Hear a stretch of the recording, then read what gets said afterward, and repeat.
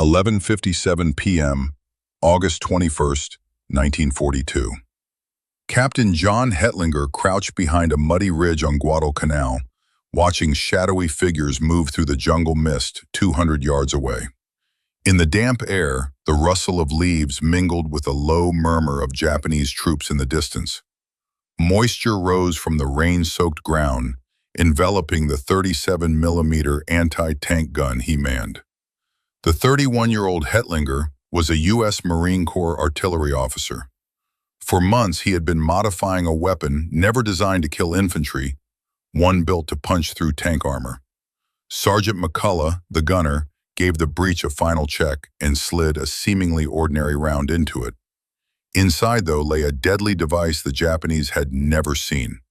122 steel pellets, the size of marbles, packed tightly together, ready to rain down like hellfire. For months, Japan's Banzai charges had struck fear into American troops across the Pacific.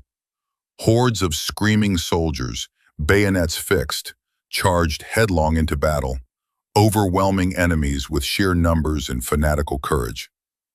Every Marine on Guadalcanal had heard the tales.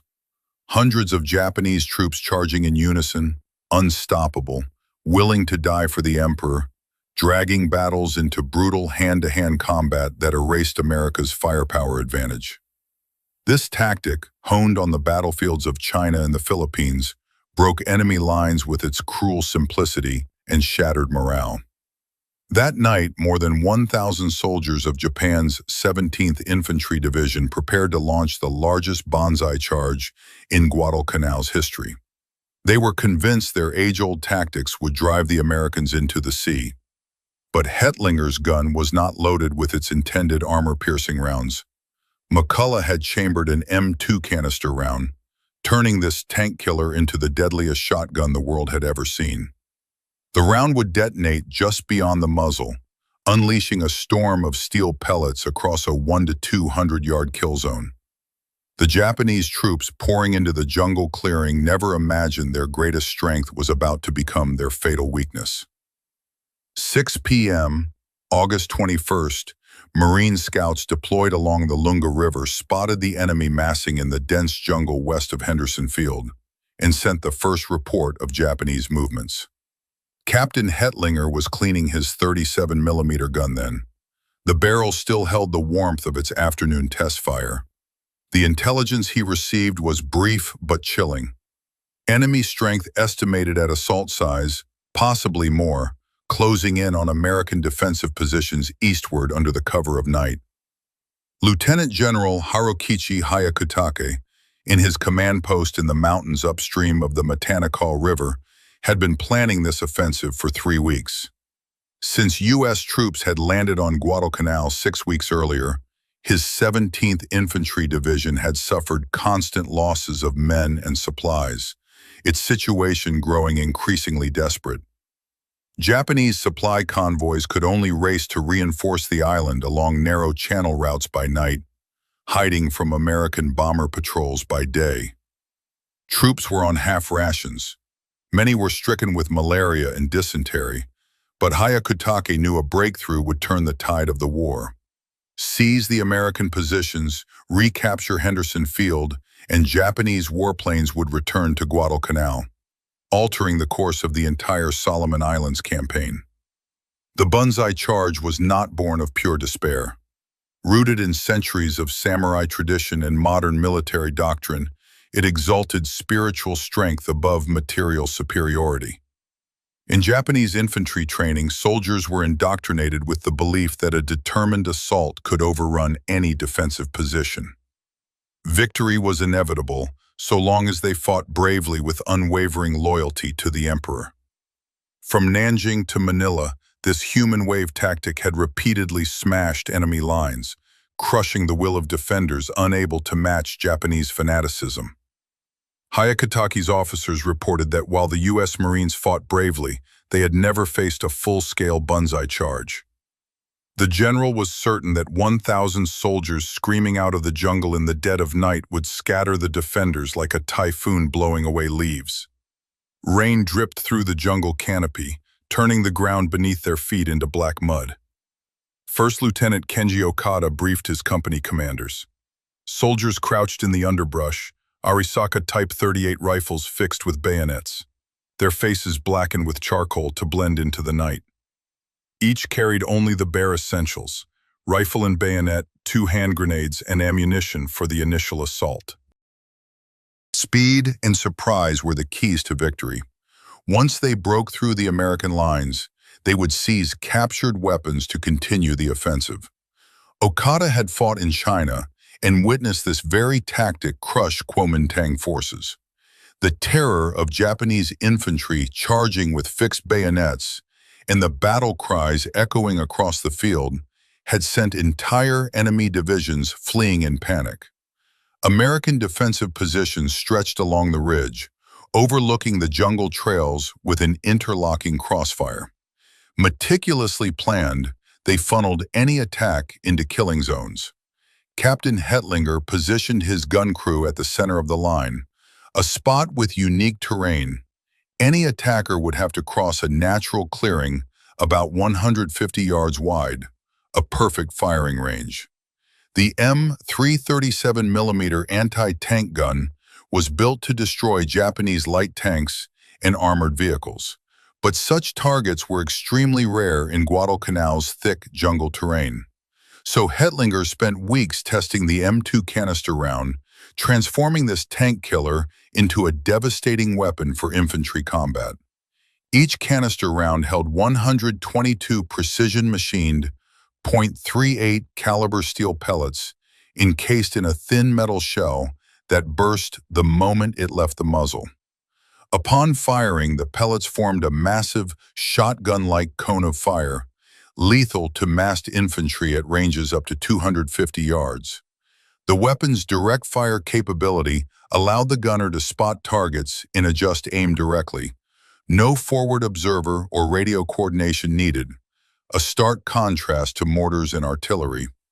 Against human wave attacks, no other weapon in the American arsenal could match its mobility, precision, and devastating firepower. Sergeant McCullough had trained his crew to load and fire by touch and muscle memory in the dark.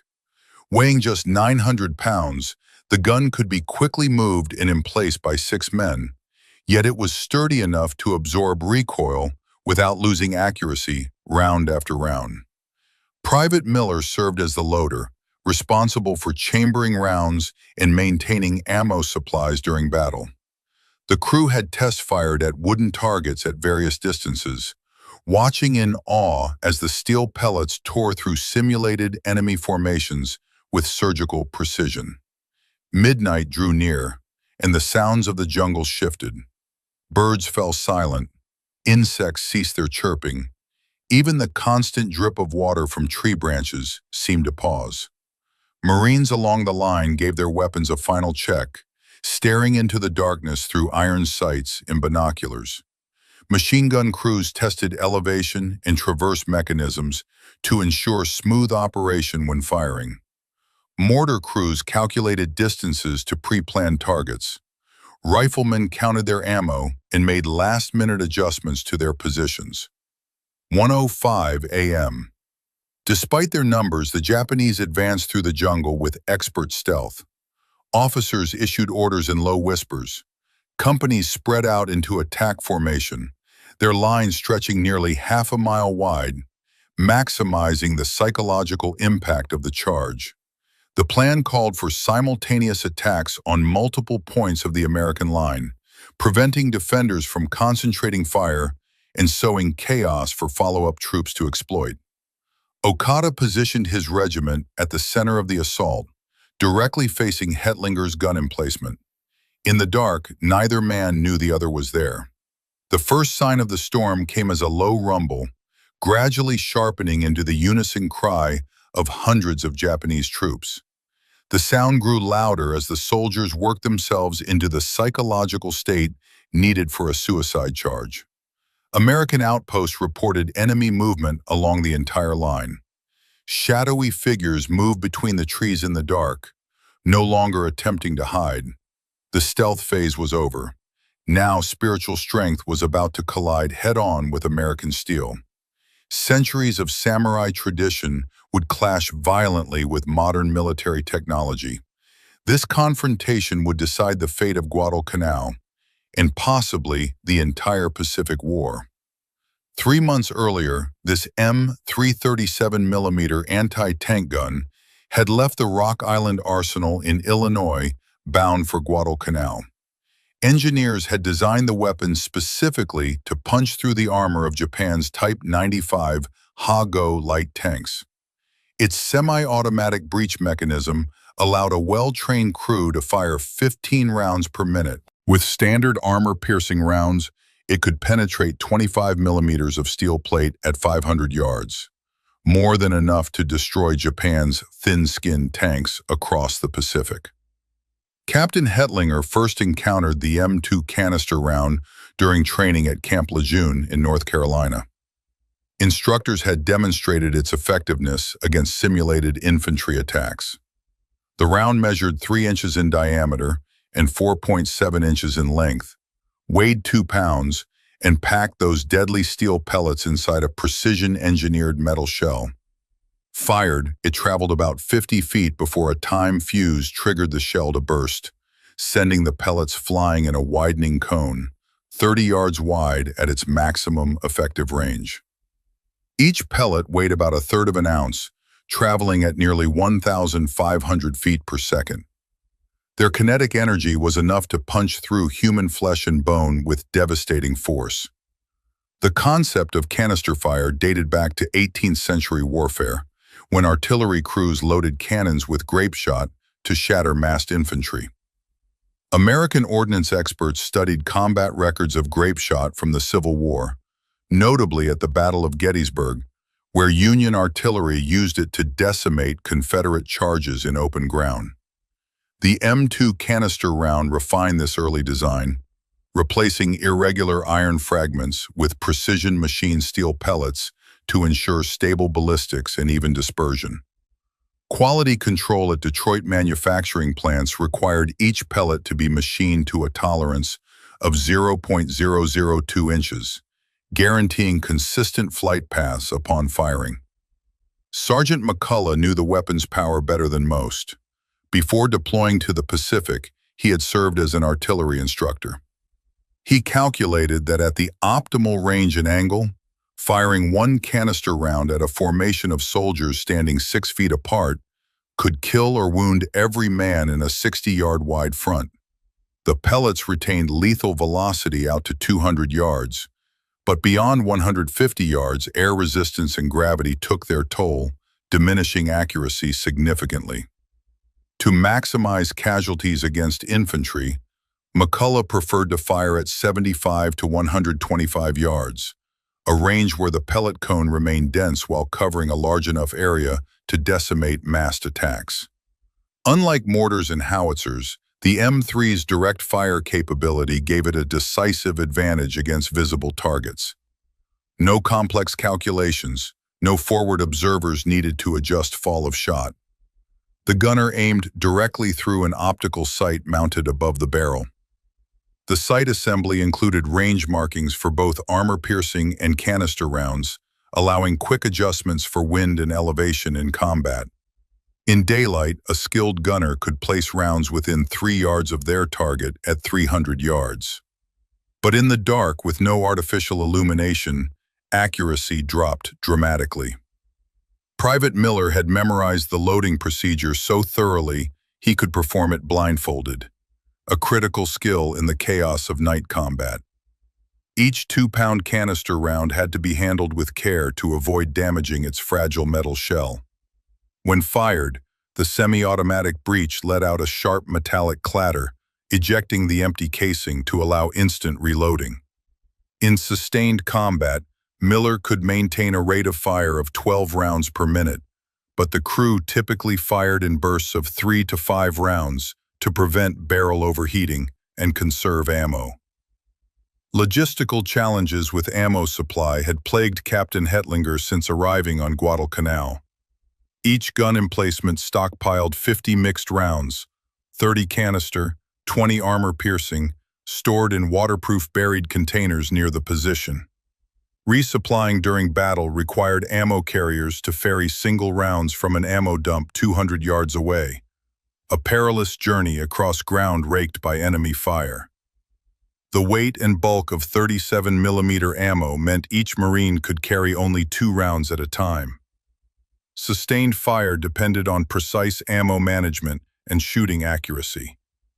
Japanese intelligence had failed to detect the anti-tank guns in the American defensive line, their focus fixed on the more obvious threats to infantry attacks, machine gun nests and mortar positions.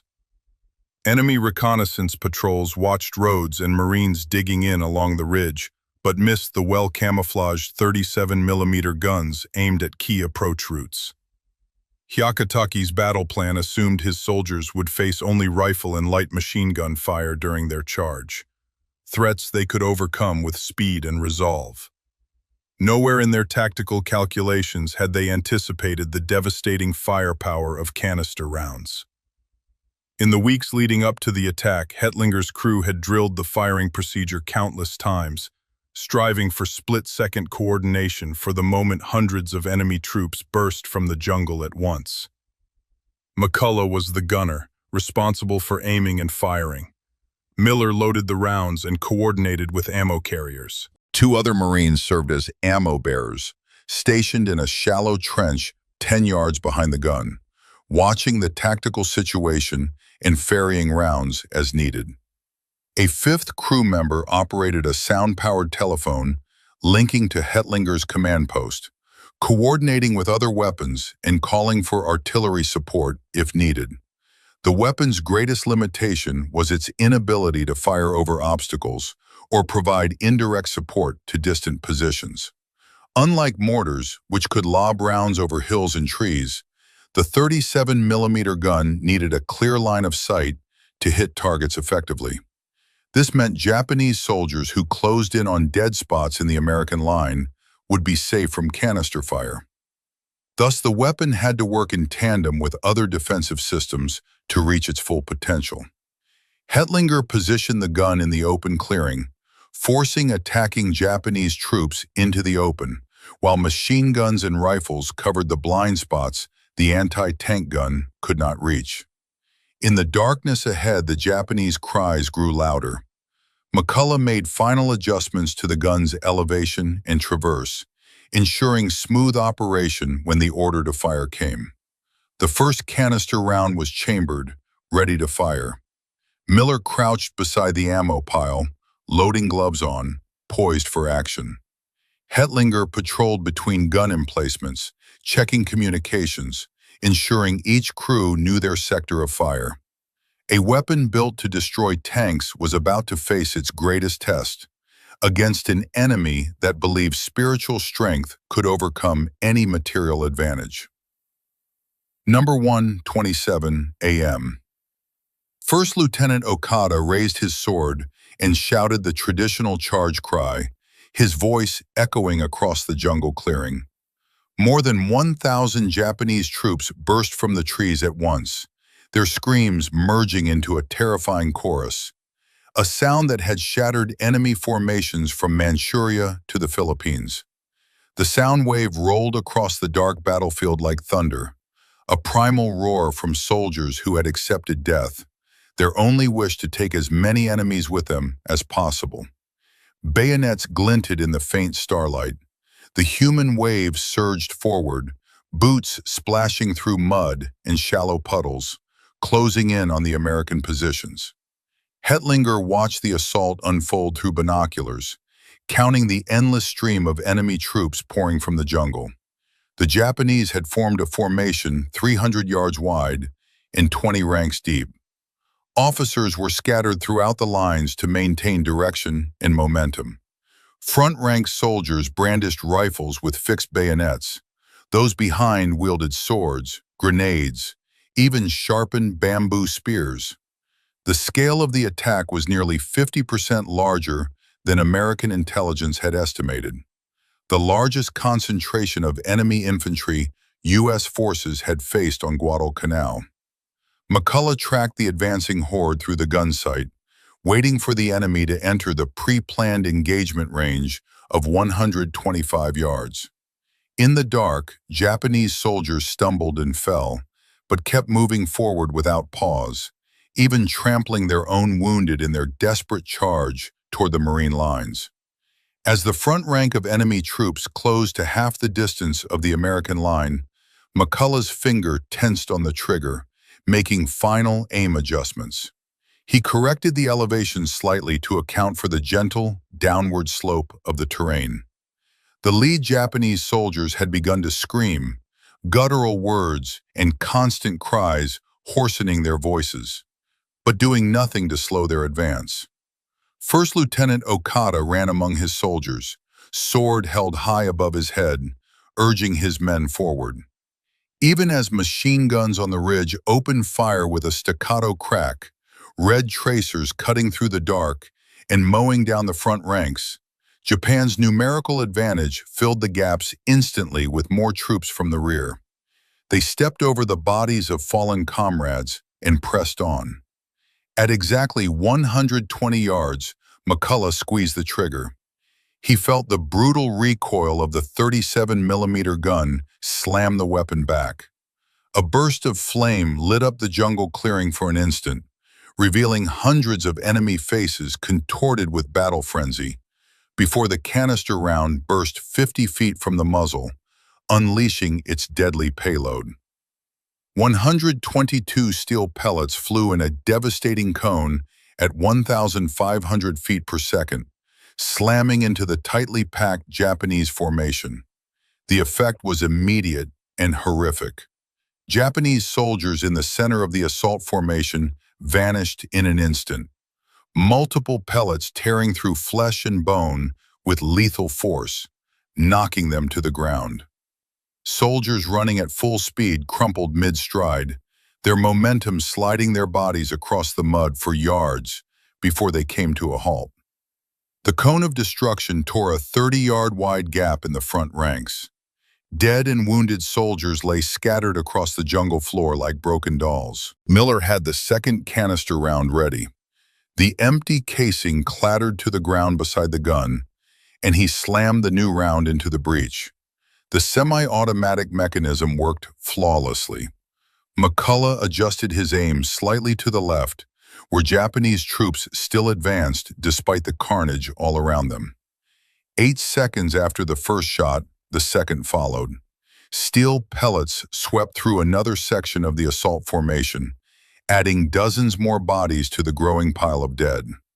First Lieutenant Okada felt the shock wave of the first canister round, pellets whistling just above his head. One tore through the sleeve of his uniform, but left his skin unharmed. He stared in disbelief as an entire rank of his company vanished in a mist of blood. The precise formation he had spent weeks training dissolved into chaos in seconds. Soldiers who had survived the first volley stumbled forward in shock, stepping over the mangled remains of their comrades, trying to keep the charge going toward the American line.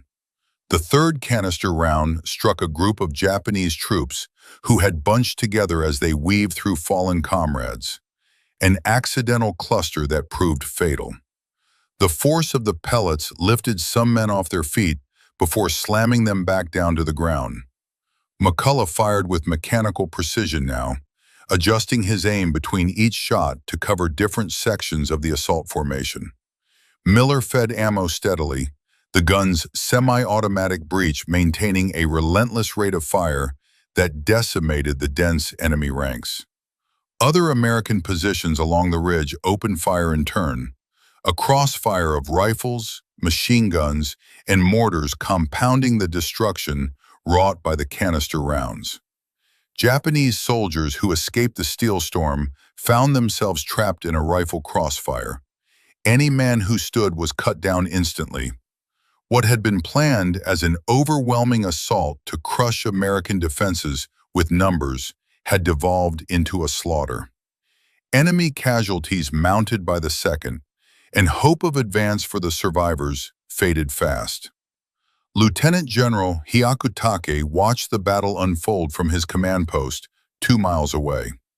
The flash of gun muzzles lit up the jungle clearing, and the sound of battle told him the assault was a catastrophic failure. Radio contact with Okada's regiment had been lost minutes after the attack began, a sign that officers were either dead or too busy fighting for their lives to communicate with headquarters. The sustained intensity of American fire revealed defensive preparations far more thorough than Japanese intelligence had suggested. McCullough fired the 7th canister round at Japanese troops who had closed to just 70 yards of the American line. At this close range, the pellets retained maximum velocity and density, wreaking absolute havoc. The kinetic energy of a single pellet was enough to punch through a human body and hit multiple targets behind it. Japanese troops caught in the fire were torn apart instantly, their bodies unrecognizable. The Japanese assault began to falter. Rear-rank soldiers faced an ever-growing wall of dead and wounded, blocking their path. Men who had charged forward with unshakable confidence in victory now faced American firepower unlike anything they had encountered in previous battles. The spiritual strength that was supposed to overcome material inferiority crumbled in the face of a weapon designed specifically to destroy massed infantry. First Lieutenant Okada fell to the mud 30 yards from the American line, mortally wounded, his sword still clenched in his right hand, his body riddled with steel pellets. Remaining soldiers of his regiment crawled forward on all fours, some continuing to advance even with mortal wounds that would kill them within minutes. The Banzai charge that was meant to shatter American morale instead proved that raw human courage and numbers were useless against modern military technology. Nearly 800 Japanese soldiers were killed or wounded in the clearing that had become a living hell. Dawn broke, and the full horror of the jungle clearing was revealed. 783 Japanese bodies lay scattered across the ground, their positions tracing a clear, lethal arc of the canister round's fire. Marine burial details moved methodically across the battlefield, counting casualties, gathering intelligence, avoiding eye contact with the horrific damage the steel pellets had inflicted on human flesh. Captain Hetlinger walked among the bodies, studying the weapon's effectiveness, taking notes for future battles. The canister rounds had performed exactly as intended. The interlocking killing zones they created left no infantry formation standing. As morning sunlight filtered through the jungle canopy, Lieutenant General Hayakutake received casualty reports at his command post. The numbers confirmed his worst fears of the assault's failure. 3 entire companies had been all but annihilated. Only 47 survivors of Okada's regiment staggered back to Japanese lines. The few wounded who could speak described a weapon they had never faced in China or the Philippines. A cannon that fired a cloud of metal pellets, each shot capable of cutting down dozens of men. The battle inflicted a psychological blow on surviving Japanese troops as deadly as the physical casualties. After hearing tales of their comrades' fate, entire platoons refused to obey orders to attack. In the weeks that followed, American intelligence officers interrogated captured Japanese troops, documenting their reaction to canister fire and its impact on morale. Sergeant Yamamoto, wounded by pellet shrapnel in his left shoulder and thigh, recounted the horrifying sight of his squad leader being hit by multiple pellets at once. The prisoner explained that Japanese training had prepared soldiers to face rifle bullets and machine gun fire, but nothing had prepared them for a weapon that could kill dozens of men in a single shot across such a wide area. Word of this new American weapon spread rapidly through Japanese forces across the Solomon Islands via survivors of subsequent battles. 3 weeks later, during the Battle of Edson's Ridge, the same devastating scene played out again. On September 13th, Company K, 3rd Battalion, 9th Marine Regiment, attempted to assault American positions and walked into a storm of canister fire. 3 37mm guns opened fire in unison, inflicting 112 casualties in less than 2 minutes. Japanese soldiers who had faced enemy fire without flinching in previous battles began to show signs of what American medics called combat fatigue, refusing to cross open ground where the deadly cannons might be lying in wait. Captain Hetlinger submitted a detailed after-action report to Marine Corps headquarters, documenting the tactical use of canister rounds and recommending revisions to standard infantry tactics. His analysis showed that when properly positioned and supplied with ammo, a single 37mm gun firing canister rounds could hold off an assault-sized infantry attack. When multiple guns fired in concert, their effectiveness multiplied exponentially, creating a seamless killing zone with no escape for the enemy. The success on Guadalcanal prompted an immediate revision of U.S. anti-tank gun doctrine across the Pacific. A training manual published in October 1942 added a full chapter on canister round usage, complete with detailed diagrams marking optimal firing positions and engagement ranges for different tactical scenarios. Artillery schools at Camp Lejeune and Quantico integrated anti-infantry training into their curricula, teaching gunners to calculate pellet dispersion patterns and select ammo types based on target characteristics. Japanese commanders tried to adapt their tactics to counter the devastating power of canister rounds, but their options were limited by terrain and the very nature of their assault doctrine. Hyakutake attempted to send small units to infiltrate American lines at night, but the effort yielded little success against American defenses equipped with flares and searchlights. Attempts to suppress American artillery positions with mortars also failed, as the highly mobile 37mm guns could be quickly repositioned between shots. The psychological warfare value of canister rounds grew even more pronounced in subsequent battles for Tarawa and Saipan. Japanese soldiers who had heard tales from Guadalcanal survivors grew increasingly reluctant to participate in Banzai charges. American intelligence reports noted that beginning in early 1943, the frequency and intensity of Japanese human wave attacks declined significantly. Enemy commanders increasingly turned to defensive tactics, avoiding exposing large numbers of troops to American massed firepower. Sergeant McCullough wrote to his family in Michigan, describing the weapon's effectiveness, but military censors deleted specific details about the ammo type and casualty numbers before allowing the letter to be sent. His letter focused on the psychological impact of the battle, noting how Japanese soldiers who had seemed superhuman in their fanatical courage had suddenly shown their vulnerability in the face of a weapon they could not overcome with mere spirit. The myth of Japanese invincibility and invulnerability in hand-to-hand combat had been shattered by American industrial might and tactical ingenuity. Medics treating American wounded reported that after successfully repelling the Banzai charge, soldier morale soared, and their confidence in surviving future battles grew significantly.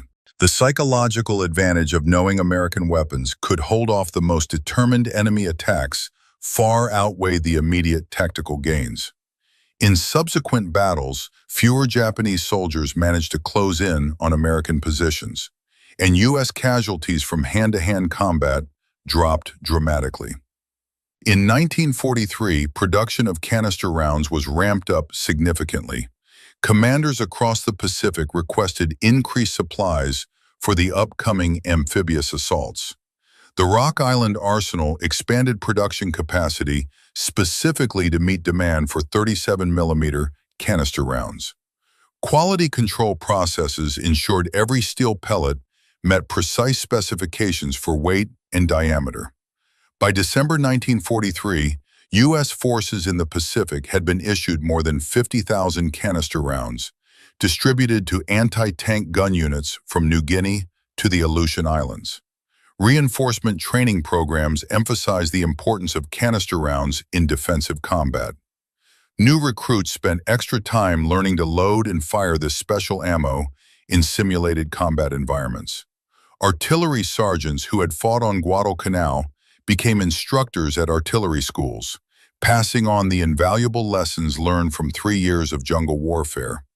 How to maximize the weapon's devastating effectiveness through optimal engagement ranges and target selection. The tactical revolution sparked by canister rounds extended far beyond immediate battlefield use. It also influenced American weapons development for the remainder of the war.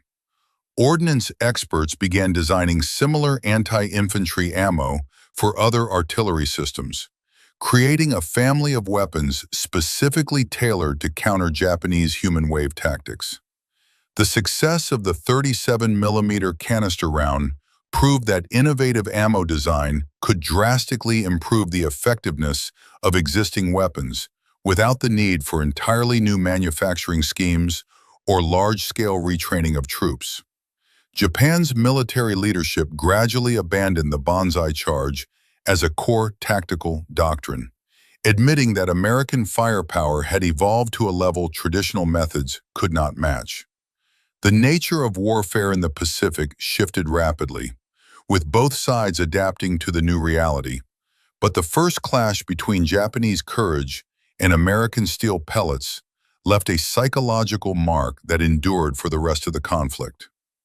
March 1945, Hetlinger returned to San Diego, the Silver Star Medal pinned to his uniform, awarded for his innovative use of anti-tank weapons against Japanese infantry on Guadalcanal.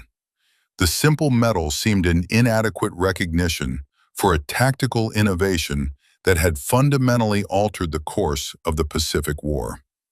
But Hetlinger never spoke publicly about his role in the development of modern tactics.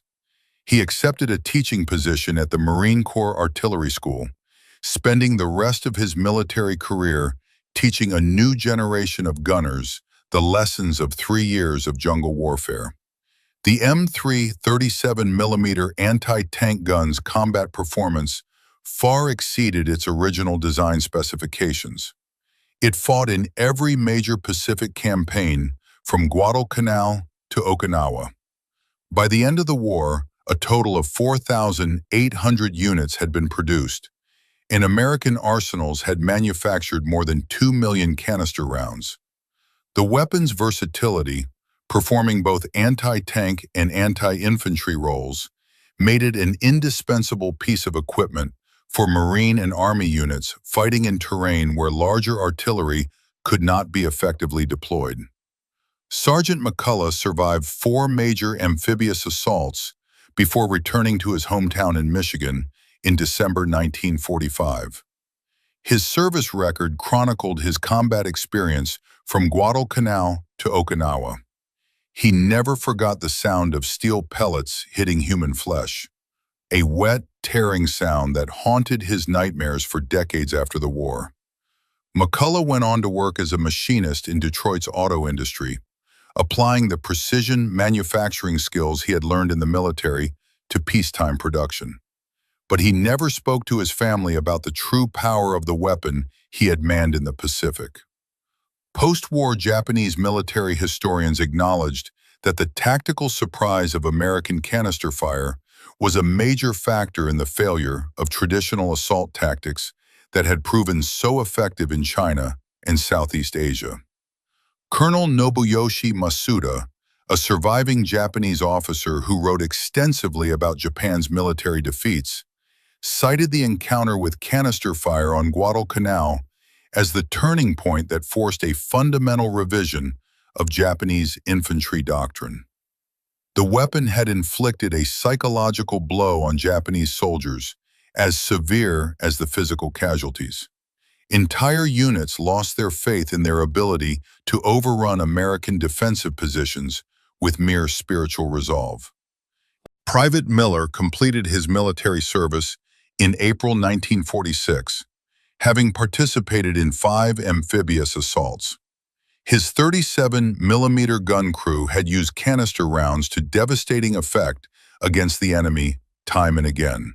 His speed and reliability as a loader under fire earned him commendations from 3 artillery company commanders. Though Miller considered his role modest compared to Marines fighting with rifles and bayonets, he used the GI Bill to attend college in Ohio and later became a high school math teacher. He occasionally spoke of his military service, but never described the specific nature of his combat duties. The tactical lessons of canister round usage shaped American military doctrine throughout the Cold War. The U.S. military developed similar anti-infantry ammo for larger caliber artillery. 75mm towed howitzers were fitted with canister rounds holding 260 steel pellets and 105mm howitzers with rounds packing 350 pellets, all designed to shatter massed infantry formations. These weapons proved effective in the Korean and Vietnam Wars, where U.S. forces once again faced enemy tactics that emphasize close-quarters, human wave assaults. Lieutenant General Harukichi Hyakutake was arrested for war crimes. He died in Japanese custody in 1947, awaiting trial. A series of tactical failures had cost the Imperial Japanese Army tens of thousands of lives, and his military career had ended in disgrace. Memoirs discovered years later revealed he deeply regretted his decision to order a Banzai charge against American positions, citing intelligence failures that had failed to identify the new American weapons in the defense line. Hyakutake criticized Japan's military culture for its overemphasis on spiritual factors and disregard for material considerations, arguing that an objective assessment of enemy strength might have averted the disaster his troops faced. The success story of the 37mm gun did not end with the war. Many of the weapons remained in U.S. military inventories through the 1960s, used by the National Guard for training to teach a new generation of artillerymen the basics of direct fire. These weapons, proven in combat, were transferred to allied nations through military assistance programs, serving with distinction in the Korean War and various proxy wars during the Cold War. Their mobility and reliability made them a valuable asset for Allied forces around the world. Museums across the United States house examples of the M3 anti-tank gun and M2 canister rounds, but few visitors understand the weapon's pivotal role in shifting the tactical balance of the Pacific War. The National Museum of the Pacific War in Texas preserves an operational demonstration model capable of firing training rounds to show visitors how the canister system works, though safety regulations prohibit the use of live steel pellets.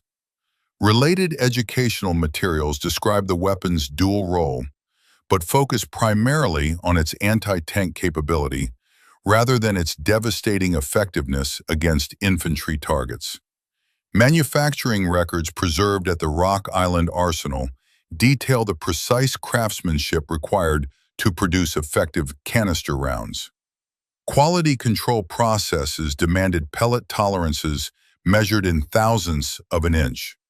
Production required specialized equipment and highly skilled workers, a testament to the massive investment in American military manufacturing capacity and a reflection of its industrial superiority over Japan's war production machine.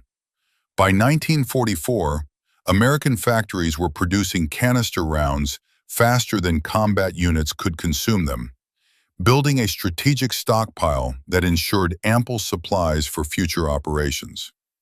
The psychological impact of modern weapons extends far beyond immediate tactical results, and it shaped Japanese strategic planning for the remainder of the Pacific War. Intelligence reports captured after Japan's surrender revealed that military leadership had extensively debated how to counter American anti-infantry artillery, proposing solutions ranging from dispersed assault tactics to developing protective gear for infantry units.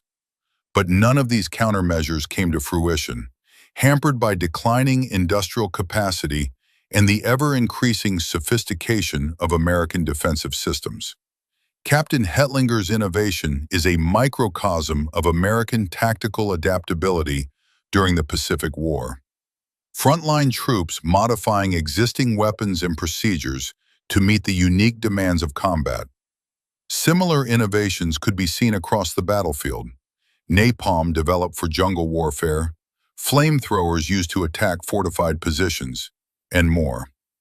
American commanders' willingness to experiment with new technology and abandon traditional doctrine when the situation demanded it gave them a decisive advantage over an enemy bound by a rigid tactical system. Private Miller completed his military service in April 1946, having participated in 5 amphibious assaults.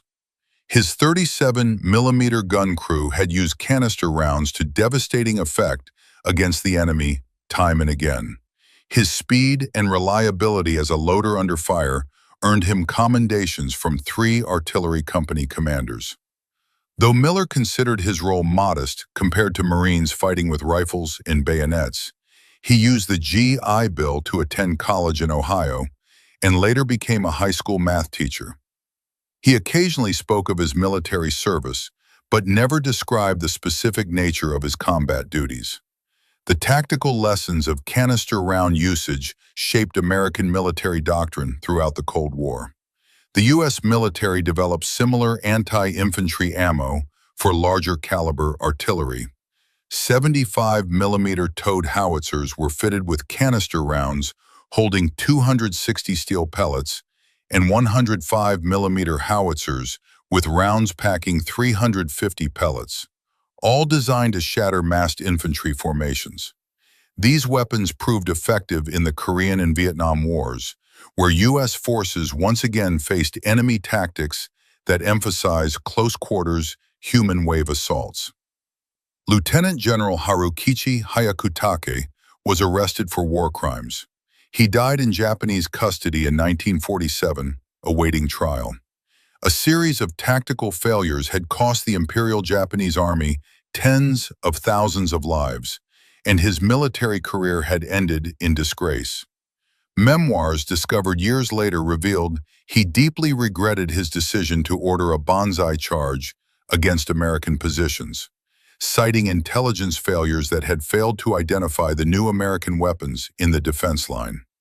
Hyakutake criticized Japan's military culture for its overemphasis on spiritual factors and disregard for material considerations, arguing that an objective assessment of enemy strength might have averted the disaster his troops faced. The success story of the 37-millimeter gun did not end with the war. Many of the weapons remained in U.S. military inventories through the 1960s, used by the National Guard for training to teach a new generation of artillerymen the basics of direct fire. These weapons, proven in combat, were transferred to allied nations through military assistance programs, serving with distinction in the Korean War and various proxy wars during the Cold War. Their mobility and reliability made them a valuable asset for Allied forces around the world. Museums across the United States house examples of the M3 anti-tank gun and M2 canister rounds, but few visitors understand the weapon's pivotal role in shifting the tactical balance of the Pacific War. The National Museum of the Pacific War in Texas preserves an operational demonstration model capable of firing training rounds to show visitors how the canister system works, though safety regulations prohibit the use of live steel pellets. Related educational materials describe the weapon's dual role, but focus primarily on its anti-tank capability rather than its devastating effectiveness against infantry targets. Manufacturing records preserved at the Rock Island Arsenal detail the precise craftsmanship required to produce effective canister rounds. Quality control processes demanded pellet tolerances measured in thousandths of an inch. Production required specialized equipment and highly skilled workers, a testament to the massive investment in American military manufacturing capacity and a reflection of its industrial superiority over Japan's war production machine. By 1944, American factories were producing canister rounds faster than combat units could consume them, building a strategic stockpile that ensured ample supplies for future operations. The psychological impact of modern weapons extends far beyond immediate tactical results, and it shaped Japanese strategic planning for the remainder of the Pacific War. Intelligence reports captured after Japan's surrender revealed that military leadership had extensively debated how to counter American anti-infantry artillery, proposing solutions ranging from dispersed assault tactics to developing protective gear for infantry units. But none of these countermeasures came to fruition, hampered by declining industrial capacity and the ever-increasing sophistication of American defensive systems. Captain Hetlinger's innovation is a microcosm of American tactical adaptability during the Pacific War. Frontline troops modifying existing weapons and procedures to meet the unique demands of combat. Similar innovations could be seen across the battlefield. Napalm developed for jungle warfare, flamethrowers used to attack fortified positions, and more. American commanders' willingness to experiment with new technology and abandon traditional doctrine when the situation demanded it gave them a decisive advantage over an enemy bound by a rigid tactical system.